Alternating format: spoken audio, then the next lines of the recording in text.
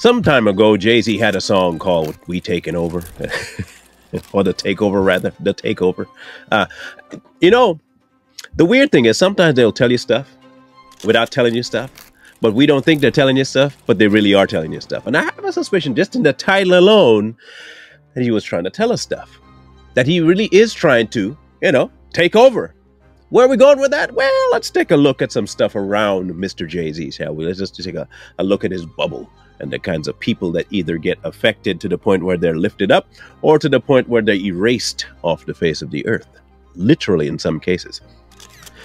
One such individual was Mr. R. Kelly. Now, it's been rumored, this is all hearsay, that Jay-Z had a hand in the downfall of Mr. R. Kelly, whether that be either in the propaganda against him, truth or fake. Courts told that already. He's already in jail. Or in the exposing of the information. No. Hear me out. I'm not saying R. Kelly did or didn't do it. The courts already decided that. But if, say, he did do it, why would it take so long for that to come forward? Well, two things. It could be that, people finally got brave. Or it was time. He outlived his usefulness, and the people that was in charge of making sure who rose and who dropped, namely people like Jay-Z, decided to get that information out to the people that needed to get that information, and there goes R. Kelly. Bye-bye. It's one. The next person to fall was who? Mr. Puff Daddy. Now, they say this has been going on for years. Back to the days of Tupac and Biggie, right? This stuff has been going on for a long time. But nobody said anything?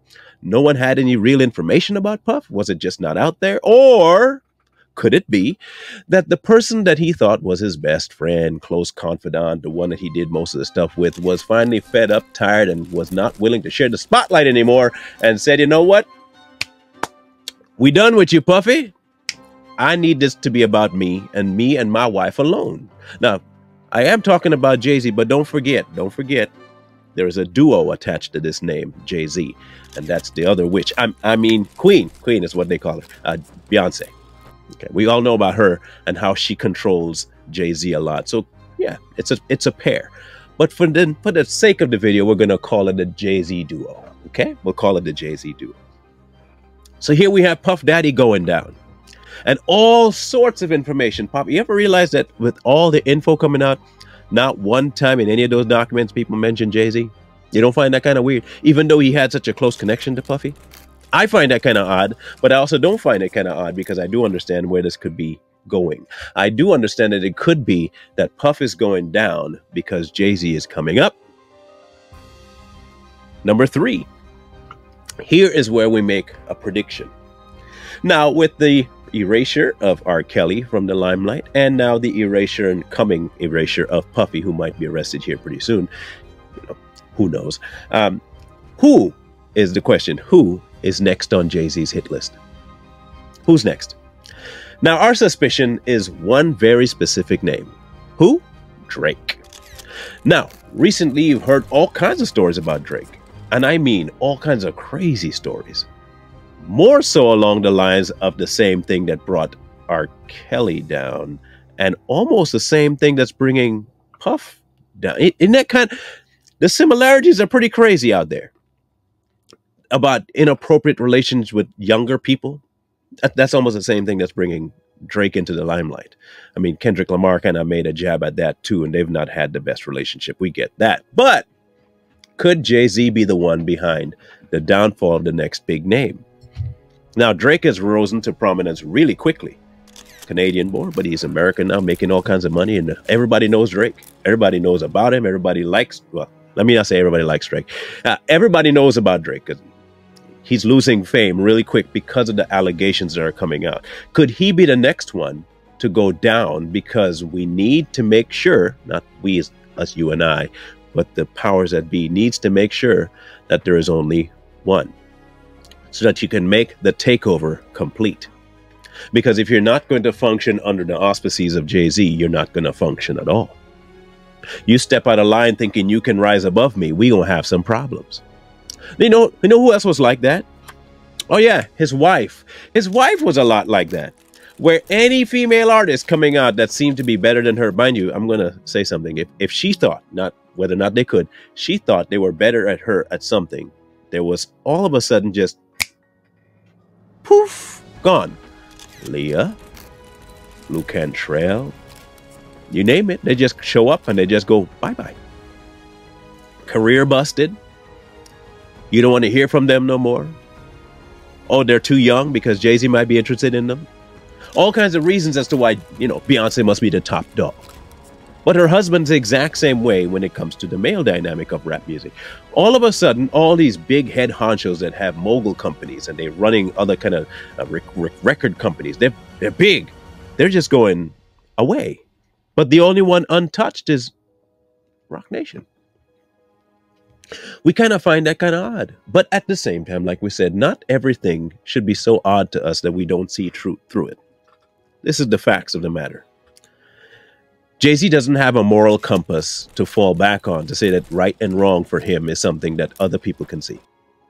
His moral compass is so skewed because he does believe that he is a god. And if you believe that you're a god, then everybody else is subservient to you, then you can, at a whim, decide who is and who isn't allowed to be in the limelight.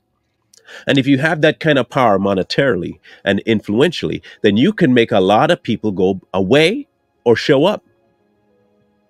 Back in the day, they used to have these little mob movements where, you go into a little city and you have these mom and pop stores. And the goons would come in and they would threaten the mom and dad stores with, you pay us a protection fee. You see it in movies all the time. You pay us a protection fee. And if you don't pay the protection fee, we erase your business. We make things really hard, burn it down, beat you up, sometimes even take you out of this world altogether. Jay-Z is running kind of a goon squad the same way. You sign up with me and you do what I say, or I make life hard for you. And you don't ever come to the point where you try to be bigger than me. That ain't gonna happen. We're gonna keep you down. And if you try to step out of line, we're gonna have to make sure we find a way to bring some sort of dirt on you. Because there can only be one. He's like Highlander, I guess. There can be only one. Conspiracy theory, of course. All of it's conjecture, hearsay, possibilities. Maybe nothing's proven. Because when you look at this, you can only speculate. And that's the way they want it. They want it speculatory. They don't want anything tangible just yet. Because by the time we get to where things are tangible, what are you going to do about it? Nothing. It's only it's music. It's the way the game works. They've even told you that. Man, that's just how the system is. Sometimes you make it, sometimes you don't. You cross the big dogs. That's just how the game works. And Jay-Z knows full well exactly how to make that work. Now, with R. Kelly out the way and Puff going down next, if Drake is really indeed next, I'm not saying that the stuff they're going to bring about Drake isn't true. Because he's been seen on video doing some very unscrupulous things. I'm not here to defend Drake at all am I defending Drake. But I just find it weird that all of a sudden, after years of him just rising to the top, there's a threat to bring him out of a sudden just down and away and gone. And the only person untouched in all of this is Jay-Z. Well, if there's nothing else that we can learn from this is this. Marriage can really be a potently strong thing, especially when you're both on the same page. Because those two are on the same page and they can make a lot of crazy things happen. And it seems as though they have the market cornered when it comes to the erasure of enemies.